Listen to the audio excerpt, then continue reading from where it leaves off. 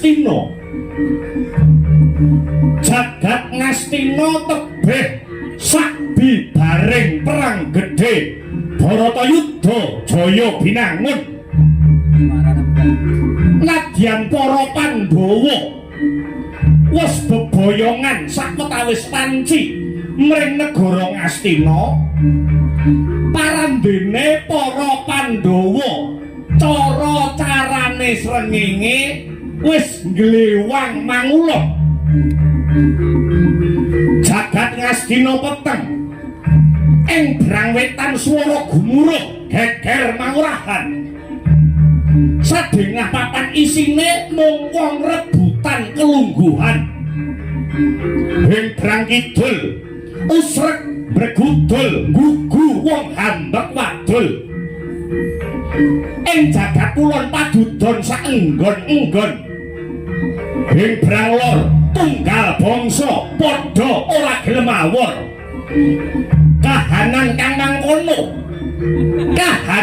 mangkono nabet nandes angin tiase satriya muda nenggih sang abagus pari kesit ya sang paripurna.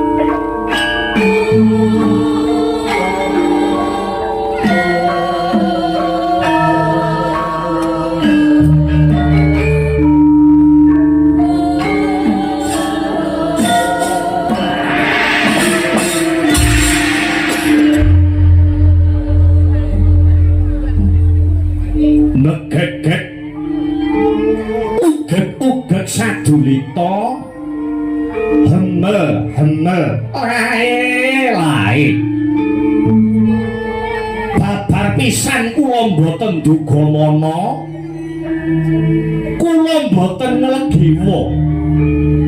Bilih sudung kula wonten Karang Kadempel mriki kerawuhan satriya pepunjuling jagat pitataning para umat. Jengandika putu Raden Janaka anak Suwargi Raden Abimanyu Ndara pari kesit.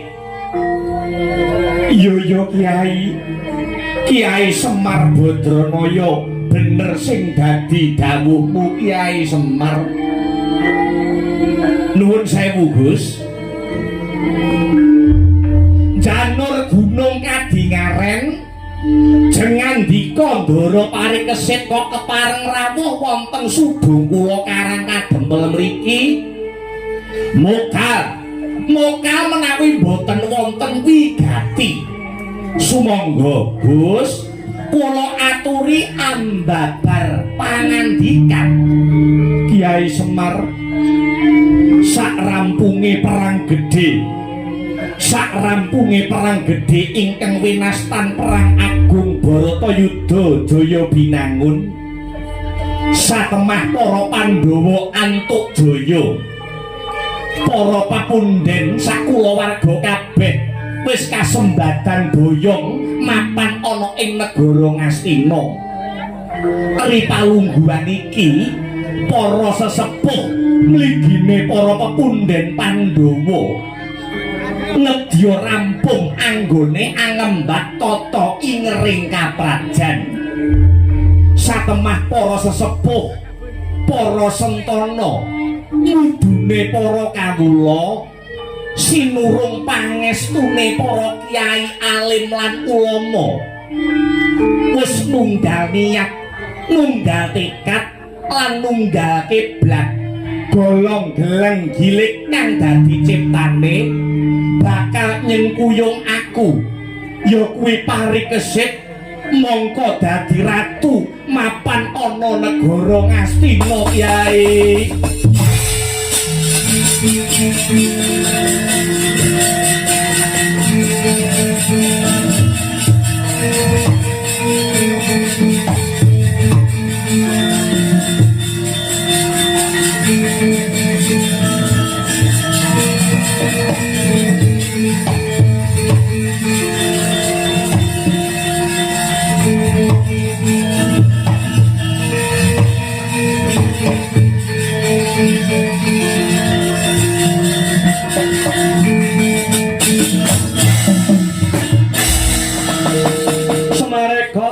Prayetna semurire eko ambale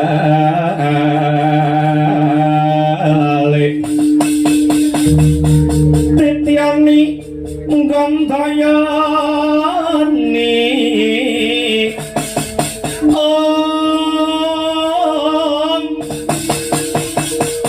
Trisunya purnama sasi gilar-gilar semedining tengahing latar milangono lintang bima sehati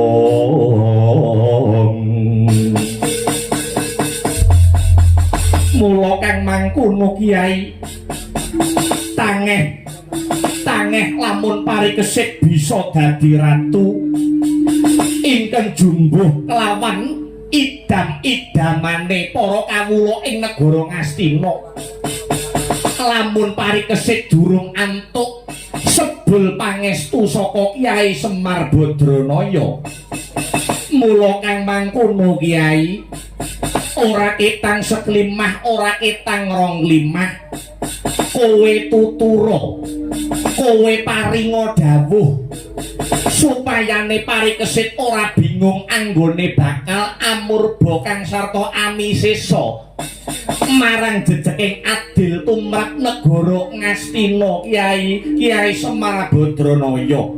Inggih Den inggih nyuwun sewu nggih negara niki badhe endah negara niki badhe tentrem lamun to saged mawujud limang perkawis negara niki badhe endah lan tentrem lamun to bisa mawujud gangsal perkawis limang perkara kuwi mau jlentrehe kaya kepriye Kyai Semar Badranaya ngaten nggih Gus negara niki badhe endah kang sarta tentrem lamun to mawujud angka setunggal ilmunipun para brahmana para resi para ulama ingkang dipun amalaken tegesipun kawruh babagan kautaman kangge srana hayuning jagat saisinipun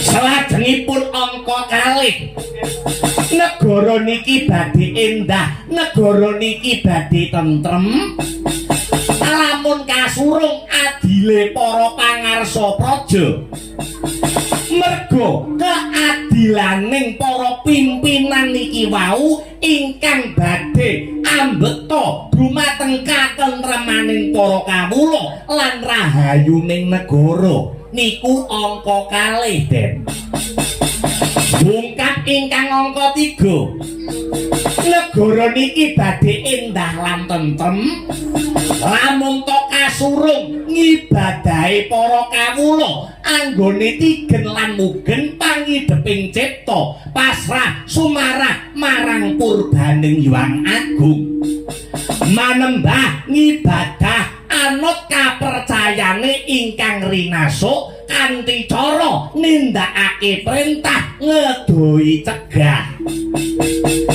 Salajengipun angka sekawan negara niki badhe endah kang sarta tentrem lamun to kasurung patuhe para pejabat lan para kawula tumrap tatanane ngagama lan uga paugeraning hukum negara ingkang sampun gumathok niku angka sekawan Den. Lah bungkap sing angka pungkasan kuwi nggih angka gangsal. Negara niki badhe endah, negara niki badhe tentrem. Lamun to kasurung disumbang dongane para fakir miskin. Lah carane piye supayane para fakir miskin iku ndongakake negarane kanthi srana kanthi cara negara kudu gelem mulyakake para fakir miskin, atine digawe ayem, pikirane digawe seneng. Watone 5 perkara. Watone 5 perkara niki mancake wonten negara sampeyan.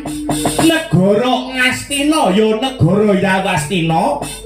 Kula kinten sampeyan bakale dadi ratu ingkang bisa nggawa kamulyan lan katentreman tumraping negara sampeyan. Gus.